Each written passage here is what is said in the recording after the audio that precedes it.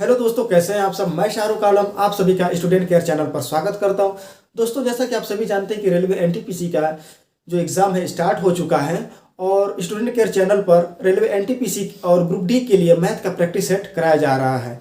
और यह practice set जो है रेलवे के एनटीपीसी और ग्रुप डी के जो भी प्रीवियस ईयर एग्जाम्स में पूछे जा चुके हैं उन्हीं क्वेश्चंस को मैं आप लोगों के बीच में लेकर उपस्थित होता हूं। तो आज फिर मैं आप लोगों के लिए 10 क्वेश्चन लेकर आया हूं जो आप लोगों के लिए काफ़ी इंपॉर्टेंट हैं। तो बने रहिए वीडियो के अंत तक। आइए हम लोग शुरू करते हैं बिना किसी भूमिका के और अपने पहले क्वेश्चन की तरफ बढ़ते हैं। क्वेश्चन ये कह रहा है कि साइन ए इजकल टू 4/5 और साइन बी इजकल टू 5/13। तो वैल्यू पूछ रहा है कि इसका कास ए प्लस बी की हमसे वैल्यू पूछ रहा है। इसको सॉल्व करने के दो मेथड हैं। पहले मेथड की तरफ बढ़ते हैं, फिर हम लोग दूसरे मेथड को देखेंगे। तो आप जानते हैं कि cos A plus B equal to होता है cos A into cos B minus sine A into sine B. Cos A plus B का यही फार्मूला होता है। तो अगर हम फार्मूले को देखें तो हम पाएंगे कि हमारे पास तो साइन ए और साइन बी का वैल्यू तो पहले से ही है, हमारे पास नहीं है तो कॉस ए और कॉस बी की वैल्यू। अगर हमको कॉस ए और कॉस बी की वैल्यू पता चल जाए तो हम बड़ी आसानी के साथ कॉस ए प्लस बी का मान हम ज्ञात कर सकते हैं। तो cos A into cos B के जो वैल्यू है उनको ज्ञात करने के दो मेथड हैं। पहला तो हम पाइथागोरस प्रमेय से भी ज्ञात कर सकते हैं, या आप जानते हैं कि कॉस ए इक्वल टू होता है कोष्टक में 1 माइनस साइन स्क्वायर ए। और इसी तरह हम लिख सकते हैं cos B equal to under root 1 minus sine square B. तो यहां से भी हम क्या कर सकते हैं कि हम यहां से कॉस ए और कॉस बी की वैल्यू ज्ञात कर सकते हैं। दूसरा मेथड ये है पाइथागोरस प्रमेय। आप जानते हैं कि साइन बराबर होता है लंब बटा कर्ण। तो हम उस मेथड से पाइथागोरस प्रमेय से भी हम क्वेश्चन को सॉल्व कर सकते हैं। तो हम लोग उस मेथड को नहीं फॉलो करेंगे, यहाँ पे हम लोग इसी मेथड को फॉलो करेंगे। तो आइए सबसे पहले हम लोग कॉस ए की वैल्यू देखते हैं। तो 1 माइनस और साइन ए की वैल्यू कितनी है 4/5 यानी 4/5। सॉल्व करेंगे कितना हो गया ये, इसका होल स्क्वायर हो जाएगा। क्यों होगा, क्योंकि साइन का स्क्वायर है। तो कितना हो गया ये, इसको सॉल्व करेंगे तो 1 माइनस 16/25 ये अंडर रूट रहेगा। जब इसको सॉल्व करेंगे हम तो कितना आ जाएगा 3/5। कैसे होगा, क्योंकि जब इसका मल्टीप्लाई करेंगे 25 में से 16 जाएगा 9/25। और जब उसका वर्गमूल निकालेंगे 9 का वर्गमूल होता है 3 और 25 का जो वर्गमूल होता है 5 यानी 3/5। इसी तरह अगर हम कॉस बी की बात करें तो कितना हो जाएगा 1 माइनस और साइन बी की वैल्यू कितना है 5/13 का होल स्क्वायर, ये हो गया। जब इसको हम सॉल्व करेंगे तो 169 माइनस 25/169 यही होगा। तो जब इसको सॉल्व करेंगे तो कितना आएगा 12/13 यानी 12/13। तो आप देखेंगे कि आपको कास ए की भी वैल्यू पता चल गई। कास ए इक्वल टू कितना हम लोगों ने निकाला और कास बी की वैल्यू कितनी होगी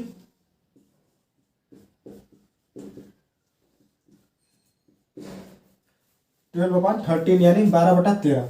तो हमारे पास साइन की भी वैल्यू पता है, साइन ए की भी वैल्यू पता है, साइन बी की भी वैल्यू पता है, कास ए की भी वैल्यू पता है और कास बी की भी वैल्यू पता है। अब हमको क्या करना है, बस इसी फार्मूले में इन सारे वैल्यू का इंप्लीमेंट कर देना है और सीधा सीधा आंसर निकाल लेना है। तो चलिए हम लोग रखते हैं। तो कास ए की वैल्यू कितनी है और कास बी की वैल्यू 12/13 माइनस साइन ए 4/5 इंटू बी कितना हो गया 36/65 माइनस 20/65 इसको सॉल्व करेंगे तो कितना आएगा 16/65, यही आपका आंसर होगा। यानी cos a प्लस बी का जो वैल्यू होगा कितना होगा, इतना होगा। आप चाहें तो cos a और b की जो वैल्यू है पाइथागोरस प्रमेय से भी निकाल सकते हैं एक त्रिभुज बनाकर, लेकिन हमको ये मेथड ज़्यादा पसंद आता है क्योंकि आप बड़ी आसानी के साथ यहाँ एक दूसरे का वैल्यू निकाल सकते हैं। तो उम्मीद करते हैं दोस्तों ये क्वेश्चन आपको समझ में आया होगा। आइए हम लोग अपने अगले क्वेश्चन की तरफ बढ़ते हैं। क्वेश्चन अगला ये कह रहा है कि रवि ने 15% यानी 15% की हानि पर एक बस को 2380 रुपये में यानी 2380 रुपीज़ में बेचा। कह रहा 5% की लाभ कमाने के लिए बस को किस कीमत पर बेचा जाना चाहिए। देख रहे हैं कि इस टाइप के क्वेश्चन एग्जाम में बार बार रिपीट हो रहे हैं, बार बार लाभ हानि से क्वेश्चन आ रहे हैं। अगर आपने अभी तक लाभ हानि नहीं पढ़ा है तो प्लीज़ हमारे चैनल पे जाएं, वहाँ पे हमने लाभ हानि को काफ़ी डिस्क्रिप्टिव और एक एक टाइप के क्वेश्चन को मैंने काफ़ी अच्छे से कराया है, आप वहाँ से जाकर पढ़ सकते हैं। तो चलिए हम लोग अपने क्वेश्चन पे आते हैं। तो हम लोग बस का विक्रय मूल्य क्या होगा। जब बस को 15% की हानि पर बेची जाती है यानी 15% की हानि पर बेची जाती है तो कितने में बेची जाती है, 2380 यानी 2380 रुपीज़ में बेची जाती है। तो इस बस का एक्चुअल जो है विक्रय मूल्य क्या होगा, यही होगा।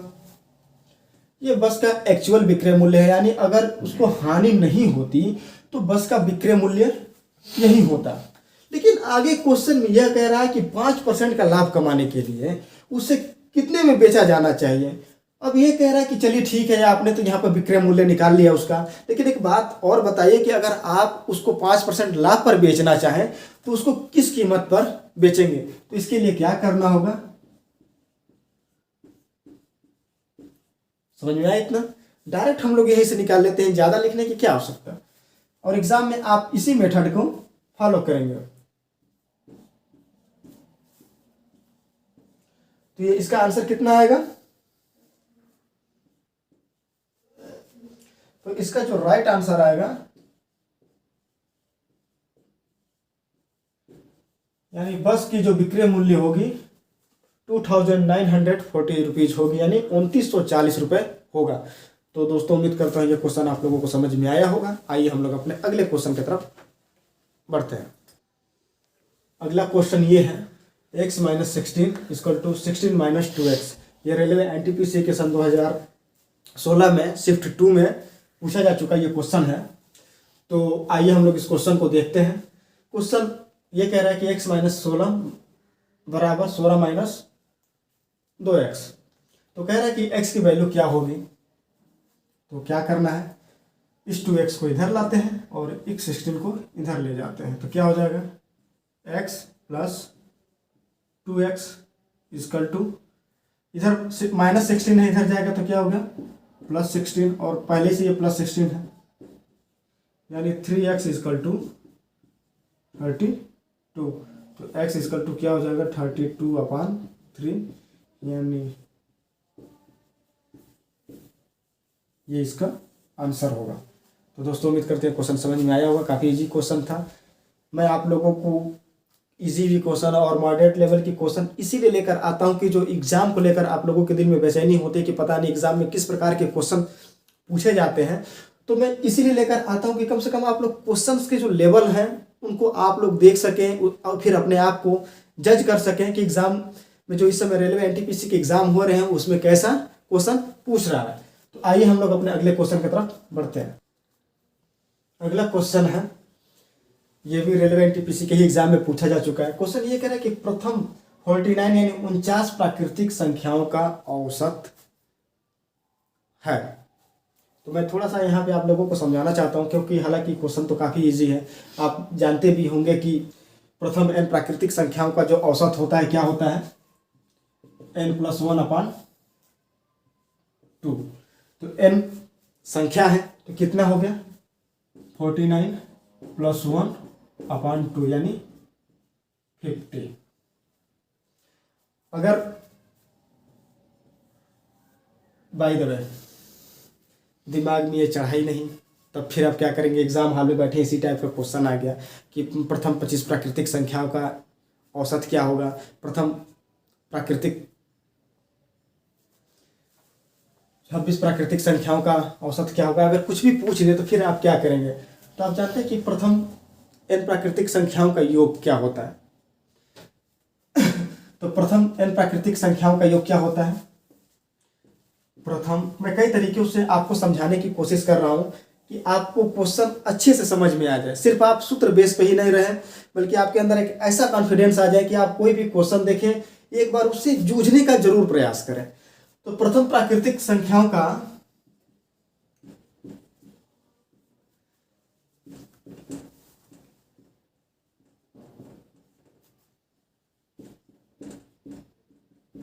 योग क्या होता है। तो आप जानते हैं कि प्रथम प्राकृतिक संख्याओं का योग होता है n+1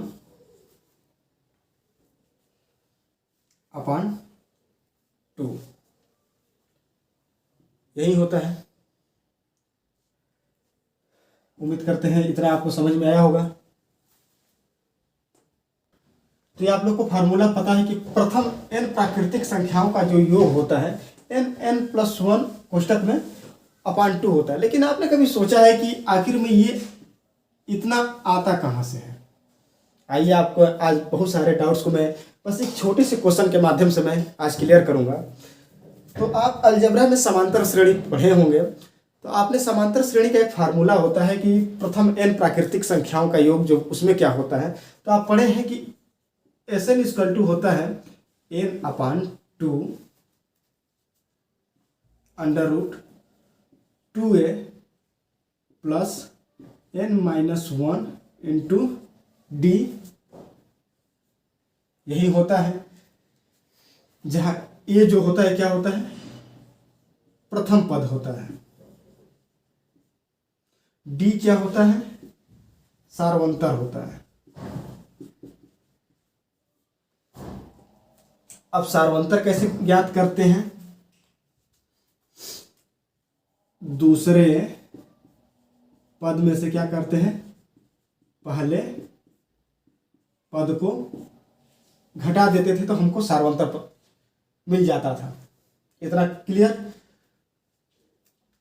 और एक सीरीज होती है, जैसे मान लीजिए कह रहा है कि 1 2 3 4 5 6 7 डॉट डॉट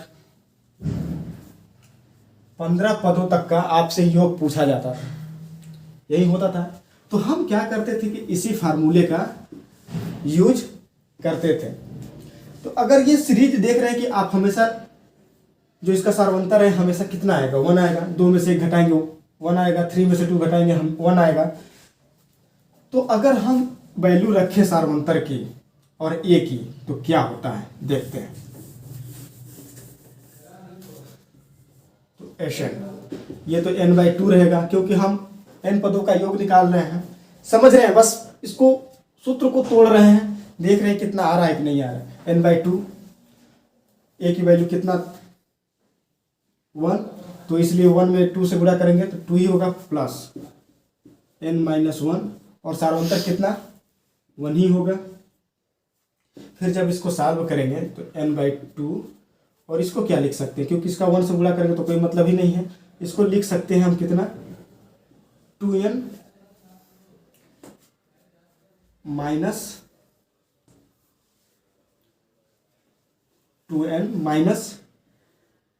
2 लिख सकते हैं।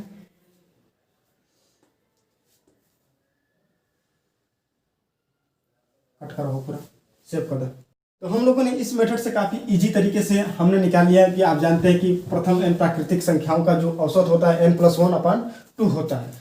तो हम इस मेथड से तो काफ़ी इजी से निकाल सकते हैं। लेकिन अगर थोड़ा सा हम और थोड़ा हाई लेवल पे जाएं, थोड़ा सा इस क्वेश्चन को एनालिसिस करें, आखिर में ये इतना आया कैसे, थोड़ा हम और डेप्थ में जाके जानने की कोशिश करें, तो आइए थोड़ा सा समझने का हम प्रयास करते हैं। आप जानते हैं कि प्रथम n प्राकृतिक संख्याओं का योग जो होता है n+1/2। यही तो होता है, क्योंकि आप जानते हैं कि औसत बराबर क्या होता है, कुल संख्याओं का योग बटा में कुल संख्या। तो अगर हमको संख्याओं का योग पता चल जाए तो हम औसत संख्याओं का योग पता चल जाए और संख्या पता चल जाए तो हम औसत निकाल सकते हैं। लेकिन एक बात और बताइए, जो ये फार्मूला जो हमेशा हम रटते हैं, याद करते हैं, आखिर में ये फार्मूला कहाँ से निकल कर आया? तो याद करिए, आपने जब अलजेब्रा जब हम पढ़ते हैं तो वहाँ एक फार्मूला पढ़ते हैं, समांतर श्रेणी जब चैप्टर पढ़ रहे होते हैं तो वहाँ एक हम लोग फार्मूला पढ़ते हैं कि समांतर श्रेणी में योग क्या होता है। तो हम पढ़ते हैं Sn = क्या पढ़ते हैं, n/2 कोष्टक में 2a + n-1 × d। यही फार्मूला पढ़ते हैं। इन्हीं फार्मूला से ये बना, इसी फार्मूले से क्या बना है, ये बना है, और इस फार्मूले से बना है ये फार्मूला। देखिए कैसे बनता है, कैसे कैसे मतलब एक दूसरे फार्मूले का कैसे कोरिलेशन है। मैं आपको यहाँ यही समझाने का प्रयास कर रहा हूँ, क्योंकि ये जो पूरी क्लास है प्रैक्टिस सेट का क्लास है, तो मैं चाहता हूँ कि मैं आपके जितने के अंदर के डाउट्स हैं मैं वो क्लियर कर दूँ। इस फार्मूले से ये निकला और इस फार्मूले से ये फार्मूला निकला। कैसे? जब आप समांतर श्रेणी पढ़ते हैं कि प्रथम इतने लेकर, जैसे 1 2 3 4 5 6 ... 15 तक पूछता है कि इनका योग ज्ञात करिए, 15 तक के सभी संख्याओं का योग ज्ञात करिए। तो आप क्या करते हैं, आप जानते हैं कि ये क्या है, d सार्वंतर है, और a क्या होता है, प्रथम पद होता है। a बराबर होता है प्रथम पद, d क्या होता है, सार्वंतर। और सार्वंतर को कैसे निकालते हैं, दूसरा पद माइनस पहला पद, यही होता है। अगर मान लीजिए यहाँ हमने 15 लिखा है, हम यहाँ सीधे n पदों तक निकालें कि प्रथम n पदों का, इतना तक n पदों का योग ज्ञात करिए, तो क्या देखेंगे, पहला पद कितना है, a बराबर कितना है, 1 है, और d बराबर कितना है, 1 ही आया, क्योंकि 2 में से 1 माइनस करेंगे आप तो 1 ही होगा। तो वैल्यू पुट करते हैं। आइए हम लोग इस फार्मूले में वैल्यू को पुट करते हैं। तो जब वैल्यू पुट करेंगे तो n पदों का योग ही निकलती हो गया n/2, ये हो गया 2, a का मान रखेंगे 1, तो 1 का 2 में गुणा करेंगे तो 2 ही होगा, प्लस n-1, और d की वैल्यू कितनी है, 1 ही है। 1 का इसमें गुणा करेंगे कोई फर्क नहीं पड़ेगा, ये अंडर रूट बंद हो गया। तो यानी इसको क्या लिख सकते हैं, n/2 2 + n, और -1 है, ये घट गया तो क्या हो गया, 1 ही बचेगा। तो हम सीधे यहाँ से हटाकर क्या लिख सकते हैं, n+1। फार्मूला ये हो गया, आ गया इतना ना। अब इससे औसत का जो ये औसत वाला फार्मूला क्या है, ये कैसे निकल कर आया, आइए थोड़ा सा इसको समझते हैं। आप जानते हैं कि सभी संख्याओं का औसत है, क्या है, ये सभी संख्याओं का औसत है। औसत बराबर क्या होता है, सभी संख्याओं का योग बटा में कुल संख्या।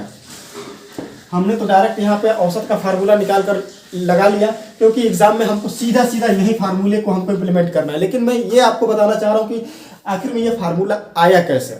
तो सभी संख्याओं का योग क्या होता है, ये होता है। अभी आपको मैंने बताया कि ये योग कैसे आया, तो हम यहाँ पे लिख दे n+1/2। और आप जानते हैं कि सभी संख्याओं का योग बटा में कुल संख्या, और कुल संख्या कितना है, तो n है, n से n कैंसिल, तो यानी औसत बराबर क्या आ गया, n+1/2। और इसी फार्मूले का यूज मैंने यहाँ पर किया। तो दोस्तों उम्मीद करते हैं कि ये क्वेश्चन आपको अच्छे से समझ में आया होगा, और इस क्वेश्चन के माध्यम से जो सूत्र आपको मैंने यहाँ पे डिस्क्राइब कराया वो भी आपको समझ में आया होगा। आइए हम लोग अपने अगले क्वेश्चन की तरफ बढ़ते हैं। तो हम लोग का अगला क्वेश्चन ये है कि एक दुकानदार फल खरीदते एवं बेचते समय प्रत्येक बार 33% यानी 23% की बेईमानी करता है, उसका कुल लाभ प्रतिशत होगा। क्वेश्चन हमसे यही पूछ रहा है। तो आपने एक फार्मूला पढ़ा होगा कि x + y ± xy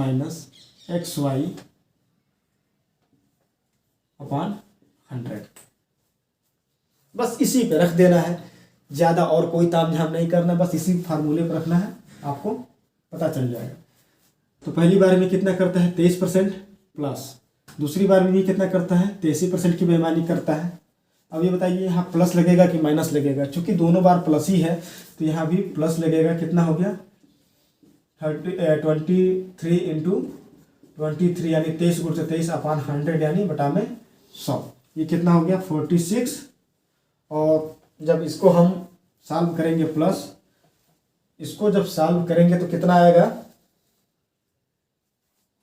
5.3, ऐड कर दीजिए तो कितना आएगा 51.3%, यानी जो उसको टोटल लाभ होगा कितना होगा 51.3% का लाभ हो गया, यानी 51.3% का लाभ होगा। तो आइए हम लोग अपने अगले क्वेश्चन की तरफ बढ़ते हैं। तो हम लोग का अगला क्वेश्चन है y कोष्टक में क्या है 3y - 1 माइनस, और कोष्टक में क्या है 3y - को सरल कीजिए। आइए इसको हम लोग देखते हैं फटाफट। चलिए कोष्टक हटाते हैं, क्या लिख सकते हैं 3y² - y, इसको लिख सकते हैं। अब ये बताइए कोष्टक में है तो जब माइनस से अंदर गुणा करेंगे तो 3y क्या हो जाएगा -3y, और माइनस और -1 से जब गुणा करेंगे तो क्या हो जाएगा, ये हो जाएगा +1। तो क्या हो जाएगा ये 3y² और -y -3y, ये बताइए क्या होगा, ये आपस में जुड़ जाएंगे, लेकिन सिंबल किसका रहेगा माइनस का, यानी -4y + 1, यही है इसका आंसर है। बस ये आपके रेलवे एनटीपीसी के एग्जाम में पूछा जा चुका है। आइए हम लोग अपने अगले क्वेश्चन की तरफ बढ़ते हैं। अगला क्वेश्चन ये कह रहा है कि cot x = 5/12 यानी 5/12, तो कह रहा है sin² x + 1 की वैल्यू क्या होगी, क्वेश्चन हमसे यही पूछ रहा है। तो चलिए जानते हैं कि इसके सॉल्व करने के दो मेथड हैं। पहला तो ये बताइए कि आप जानते हैं कि साइन को अगर हम कोसेक में लिख सकते हैं, और जानते हैं कि कॉट का फार्मूला क्या होता है, एक तो वो फार्मूले से हम रख कर निकाल सकते हैं, और दूसरा मेथड है पाइथागोरस प्रमेय। तो चूंकि वो जो उस फार्मूले से अगर हम निकालेंगे तो थोड़ा सा वो ज़्यादा लेंदी हो जाएगा, लेकिन हम यहाँ पे निकालेंगे पाइथागोरस प्रमेय से। कोई त्रिभुज है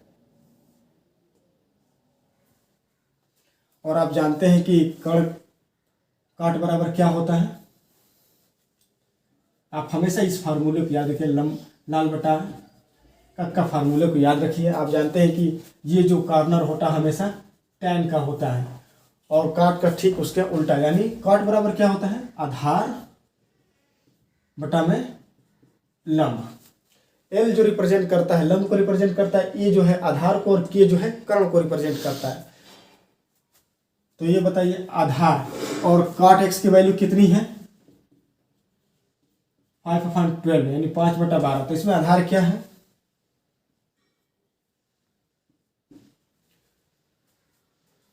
तो यह हमको आधार भी पता चल गया, लंब भी पता चल गया। अब हमको बस क्या निकालना है, कर्ण निकालना है। कर्ण पाइथागोरस प्रमेय से निकालते हैं। तो पाइथागोरस प्रमेय के अनुसार कर्ण का स्क्वायर बराबर होता है लंब का स्क्वायर प्लस आधार का स्क्वायर। तो कितना हो जाएगा ये 13। कैसे होगा 12 का वर्ग करेंगे कितना होगा 144, और 5 का जब वर्ग करेंगे तो 25। 144 और 25 कितना होता है 169, और 69 का जब वर्गमूल निकालेंगे 169 का तो कितना होगा, किसका वर्ग होता है 13 का। इतना बात समझ में आ गई आपको, तो निकल गया। अब बड़ी आराम से हम sin x + 1 का मान निकाल सकते हैं। आप जानते हैं कि sin बराबर क्या होता है लंब बटा में कर्ण। तो लंब क्या है ये 12 है, तो लंब और कर्ण कितना है 13 यानी 13 यानी 12/13। इसका क्या करना है स्क्वायर प्लस 1, ये कितना हो गया 144 यानी 144, 169 यानी 169 प्लस 1, ये कितना हो गया 144 प्लस 169 अपॉन 169। जब इसको सॉल्व करेंगे तो कितना आ जाएगा आपका 1 यानी 313 बटा में 169 यानी 313 अपॉन 169, यही इसका आंसर होगा। दोस्तों उम्मीद करते हैं क्वेश्चन आपको समझ में आया होगा। आइए हम लोग अपने अगले क्वेश्चन की तरफ बढ़ते हैं। तो हम लोग का क्वेश्चन ये कह रहा है कि k equal to -3, m equal to 1 और n इजकल टू -4, तो m under root k minus n की वैल्यू ज्ञात करें। क्वेश्चन काफ़ी इजी है। कहेंगे कि सर इतना इजी क्वेश्चन आप क्यों लेकर आए? मैं इस क्वेश्चन को इसलिए लेकर आया क्योंकि आप जब भी इसको सॉल्व करेंगे एक जगह कहीं ना कहीं आप फॉल्ट कर जाएंगे, और मैं एग्ज़ाम में वो क्या फॉल्ट करेंगे इसीलिए मैं आप लोगों को ये क्वेश्चन बताने के लिए मैं ये क्वेश्चन आप लोगों के बीच में लेकर आया हूँ। चलिए हम लोग सीधे सीधे वैल्यू रखते हैं। m under root k minus n, n की वैल्यू क्या होगी 1 होगी, ठीक है। फिर हमने लगा लिया अंडर रूट, k की वैल्यू कितनी है -3 और n की वैल्यू कितनी है -4। रुकिए जनाब, अब एक बात बताइए, यह -4 होगा या कुछ और होगा? आप देख रहे हैं कि यहाँ n के आगे पहले से ही माइनस लगा हुआ है और n का जो मान है -4 है, तो यानी ऐसे लिखा जाएगा। और आप क्या करेंगे डायरेक्ट, बहुत से बच्चे क्या करेंगे कि डायरेक्ट ऐसे ही लिख देंगे, वहाँ पे उनका क्वेश्चन क्या हो जाएगा गलत हो जाएगा। अब इसको हम सॉल्व करते हैं। 1 अंडर रूट 3, और जब माइनस और माइनस का गुणा होगा तो क्या हो जाएगा, ये माइनस का सिंबल है +4, ठीक। तो 1 और ये क्या हो जाएगा -3 + 4 कितना होगा 1, और 1 का वर्गमूल क्या होता है 1 ही होता है, और 1 का गुणा 1 में करेंगे तो क्या होगा 1। तो इसका आंसर क्या आएगा 1 ही आएगा। तो दोस्तों उम्मीद करता हूँ ये क्वेश्चन आपको समझ में आया होगा। तो जो भी फॉल्ट होती यहीं पे फॉल्ट होती, और यही फॉल्ट आप लोगों को समझाने के लिए मैं आप लोगों को ये क्वेश्चन लेकर आया हूँ। तो दोस्तों आज के क्लास में बस इतना ही तक, मिलते हैं हम लोग अपने अगले क्लास में, तब तक के लिए दीजिए इजाज़त, धन्यवाद। हाँ एक बात और, अगर आप हमारे चैनल पर नए हैं तो प्लीज़ चैनल को सब्सक्राइब करें, बेल आइकन जरूर से जरूर क्लिक करें, और अपने दोस्तों के बीच में इस वीडियो को ज़्यादा से ज़्यादा शेयर करें जिससे वो भी लाभान्वित हो सके। धन्यवाद।